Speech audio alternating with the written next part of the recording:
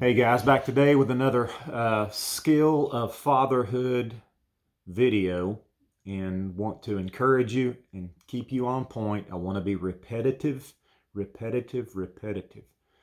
The mother of all skill is repetition, and it's critically important what you're doing in repetition, habitually. Every single day, you've got to structure your day in a habitual way, in rhythms of grace that will bring about God's viewpoint, God's will, and God's way. Fathers, it begins with you, and moms and dads together, you guys, as you become one, are then able to release the full fathering spirit of God Almighty through your union and the vision that you're constructing. We've talked about vision construction. That is critically important because you can't live in a vision that you don't have. So you got to have, you got to seek, you got to ask, find, you got to build it. And so I told you yesterday about some simple ways to start it, but it's a process. You need to go through the process that you fully understand. I wanted to read John 1 and give you a perspective today. John 1, 1 through 5. In the beginning was the Word, and the Word was with God. The Word was God. He was in the beginning with God. All things were made through him, and without him nothing was made that was made. In him was life, and the life was the light of men. And the light shines in the darkness, and the darkness did not comprehend it. Now this verse, this set of verses, correlates with God in his creation mode. And if you can picture that, God is light, pure, powerful, and brilliant light. And he is breaking into a lifeless place, a dark place. He's breaking into a space in which everything turns on. The lights come on because God has shown up. That's who God is. He is light. And he showed up and began to create. He began to put the things in his heart and mind. He began to make and bring into existence these things that we know, which is the earth, and then the image bearers, the Adam and the Eve, the us. And so that is the truth. God is light. Now, why I wanted to share that is because God is on offense always. He doesn't play defense. He doesn't have to because he has no weaknesses. He is on offense always. And the church, everything that Christ has done, everything he accomplished means that we get to be on offense. That means that we get to latch on to words already given, words that are ready to be received by you from God, because he's the light. He's shining. He wants to shine in the darkness in you and turn the lights on about what he wants to do in you and in your children. He wants to fill up a vision so that you can then follow through with instilling that vision. You can build to the vision that he'll give you, and you're on offense. But do you believe that? Do you believe that the light has come? Do you believe that God's words are living and active, sharper than any two-edged sword? Are they living words, and do you have them? Here's what I want to tell you. You've got to preload these words into your brain. Now, I've been doing a series on strongholds and the makeup of man, and the fact that everything that you've ever experienced in this broken world as a broken human being, you have housed. You've literally, the physiology, the magnificence of this body, soul, and spirit that we have, this image-bearing capacity, has allowed you to build houses of thought about everything that you've ever encountered, all the people that you know, all the places you've been, all the things about the world that you have encountered in a repetitious style. You have built a house of thoughts about that thing and that place and that all the stuff. And so that's in there. That is in your brain, in the memory system. The soul is a great recorder. It's recorded everything, and it has constructed pathways through your brain that match that. Now, here's the problem. 95% of it is wrong. In fact, before you knew the Lord, 99 or more percent of it is wrong. It's slanted. It's not quite right. Maybe some of it is very accurate, but it is not God's final say on it. And so we're loaded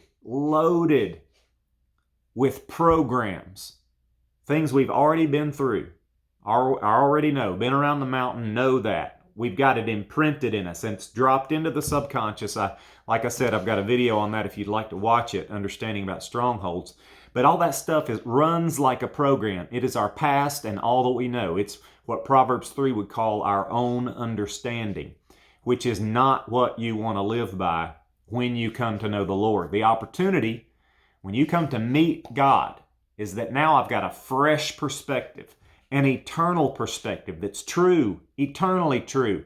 I get to hear what that is so that I can reprogram this soul that is already programmed with a bunch of knowings, with a bunch of things I have faith in. And listen, we struggle. This is where the struggle is, because we got a lot of faith in what we've experienced and what we think we know, but it's our own understanding. It's wrong. It has to be renewed.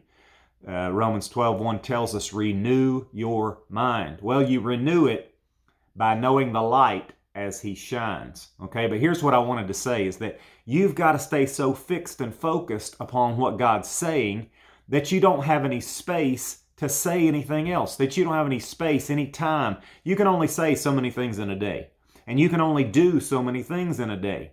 And that's why you've got to construct your day in a ritualistic, habitualized manner in which you are on purpose. You've got to initiate this. You've got to be proactive. Get out in front and plan and do. See, that's what I'm trying to say about construct your day. You need to be doing things throughout the day in which you're revisiting these things that you know God has given you to release into your environment, to speak. Your words are powerful. Fathers especially. What you have to say habitually about your children is building them. Moms, what you're saying habitually. If we could record ourselves and then get a condensed version of this is what you're imprinting on them, we would be horrified. I'm afraid. Oh my gosh, it makes me cringe thinking about some of the things I've said and done in anger towards my children, in frustration. I'm not an abuser or anything like that, but I have certainly spoken many words over my kids that I wish I could take back. Is anybody hearing me out there?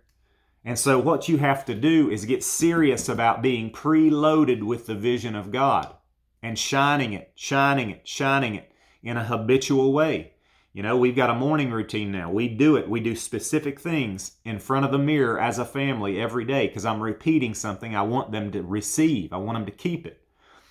We have a team meeting every day in which we go over what it is we're doing as a team and who we are as we do it. I'm spending time with them right before bedtime in prayer and in discussion about who they are, about how I see them and what's going on in their day. These are things that are constructed within the day with your family that have got to be done.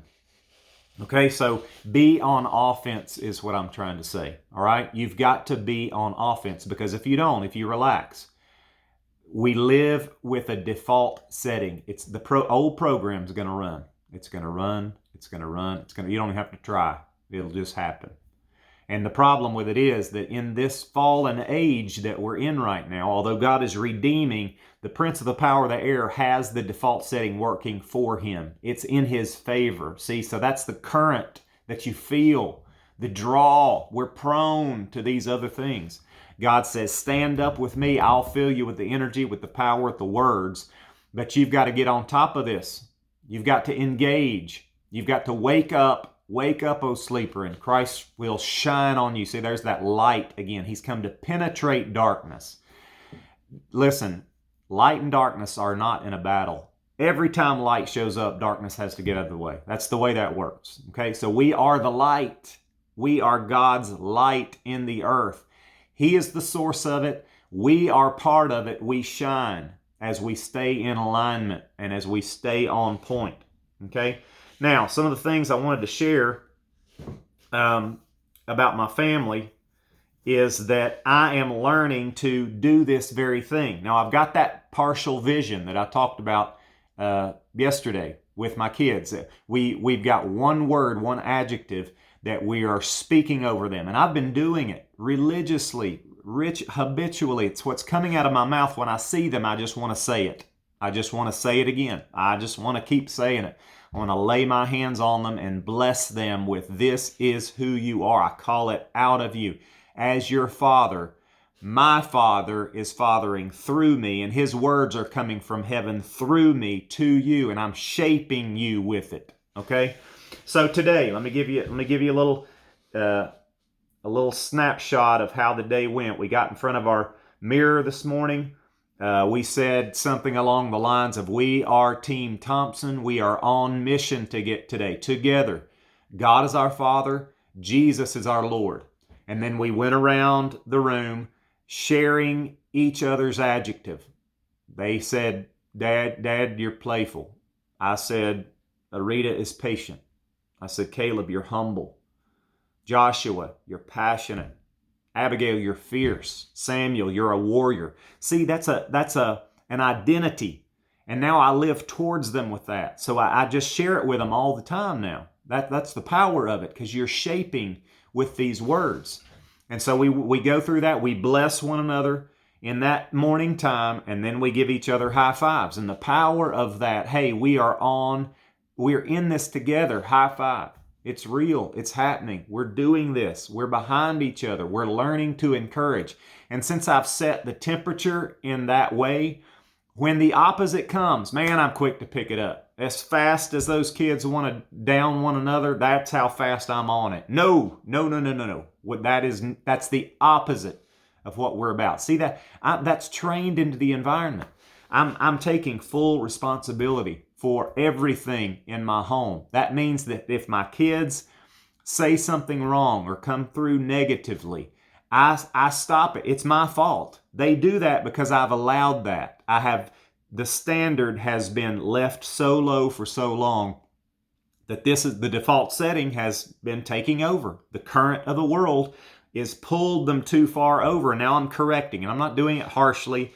I'm not screaming and yelling. I'm not angry about it, because I know God's present to just change what can be changed one opportunity at a time. But every opportunity, see, I'm ready. I'm preloaded with it, and it's working itself into the environment. And so after our blessing today, actually this happened last night during our meeting plus this morning. And so let me dial back to our team meeting last night. We're sitting around the table, and we're talking about how the day went and what tomorrow holds and who we are. And so the kids wanted to start asking questions about, well, what does this mean? What does that mean? Tell me about how I was named. And I'm telling them the story about it, what I felt, what I thought, what's going through my mind, and what I see now.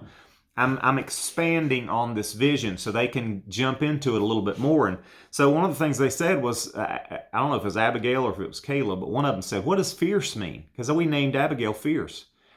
And it just dawned on me, well, of course they don't know what fierce is. We don't use that word much. And so what? So we looked it up. Fierce is showing a heartfelt and powerful intensity.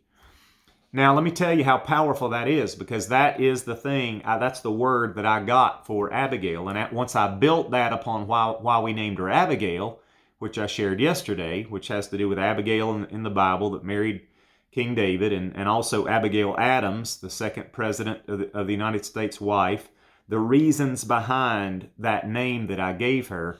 Abigail's a pretty little blonde, and she likes to be a girl. She's glad she's a girl. She loves nice things and pretty dresses and jewelry and girly stuff. And she's learned she's pretty and she's cute, and she likes to bat her little eyes at people.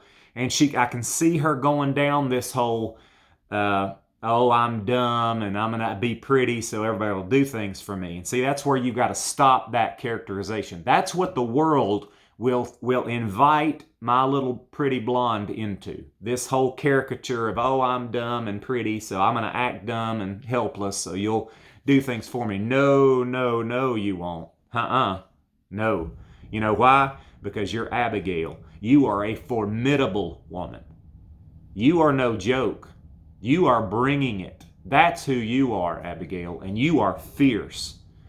No, you are legitimate, my daughter, and that's what I see in you. That's what you're going to be characterized with, and when I'm gone, you're going to know that your daddy is the one that repetitively called this out of you to where you didn't have any other choice but to be that. Because here's the advantage, guys. That's the truth about her. That is the eternal Abigail that God sees. So I know I'm not making this up. I'm just agreeing with an eternal source who gave me a picture of what he sees. And I'm just feeding it into the environment in a positive manner, in a loving manner, building a bridge and sending things across that bridge every opportunity I've got. So that was last night. This morning, after our time, Caleb's over there rehearsing everybody's story. I mean, he's into it. See, I've already given that to him in a way that he can sink his teeth into it. He can see it and he can say it. That's what has to happen in the environment. They've got to begin to repeat. Now, here's the bad news. They are already doing this. It just is a matter of what are you repeating. Now, let me stop here and say grace, because believe me, this stuff is really happening in my home right now. It didn't used to, because the bar, I don't know what I was doing. We've already been through this. I don't know what I was doing before, but it wasn't what I'm doing now. It's not what God, I wasn't with the program somehow, but I am now. So I know what they have had. They've been feeding into. Well, I wasn't terrible. I wasn't awful. I wasn't beating them down or anything. But I just wasn't with it. I wasn't on top of it. I wasn't initiating. I wasn't on it. I can't say why now other than God has decided it's the time. Maybe all my prayers have added up to this moment and it's happening. I don't care now. It's here and I'm doing it. And I'm reshaping the environment because it's my privilege. It's my honor. It's my right. It's my position. And so I get to join God and just reshape my family. Now, so Caleb is now getting it. He's talking about it. But then he says, hey, Dad, you need to, because I had this up on the chalkboard there, and he was looking at it. He said, you need to tell us what these words mean. And I was like, of course. Just like I did fierce. I'm going to go through passion. I'm going to go through humble. I'm going to go through warrior. And I'm going to expand this thing and begin to give the picture, give the idea in a way a little 5-year-old could get it. So he can get it in his little head and lean into it and work this program. You are the light. If you know Jesus Christ, if the same Spirit that raised Jesus from the grave lives and abides within you, you have the power to do this. So just do it, families. Do it, Dad. Do it, Mom. Do it. Get it done. The time is now. It is the time. God is on the move. So take my words and know that God's doing this fresh in my house. He'll do it in yours too. Don't ever stop. Don't ever quit. Keep fighting. And I hope there's a day coming soon where we can fight for one another and encourage one another. We've got to raise up a generation that's going to change the world. God is about to move, or is moving now upon this planet to move the chess piece in a different spot to where we get checkmate. The church is going to stop being the tail and start being the head, because that's who we are. We've just forgotten. So remember, the light has come. His name is Jesus. He has the words for your life and for your family. He'll give you the vision. And then you can just work with it, and build your family. God's going to change the world one family at a time. And so let him do it through yours. God bless you, and we'll see you next time. Bye-bye.